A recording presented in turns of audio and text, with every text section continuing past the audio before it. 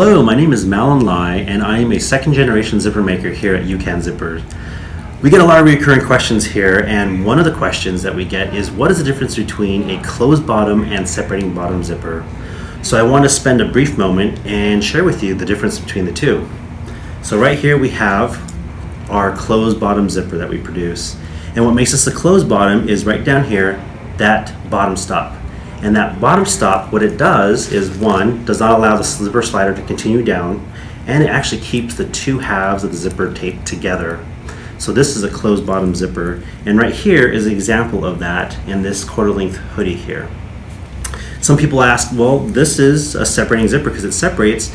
Unfortunately, it doesn't separate the two halves completely, but what we have here is our standard separating zipper that we produce. And down here is what we call the pin and box component. And what that does is allow for the two halves to completely separate.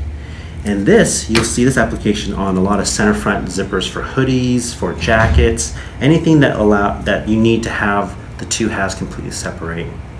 So that was just a brief description of a closed and separating bottom zipper. If you have any questions or comments, please leave them, and we look forward to hearing from you.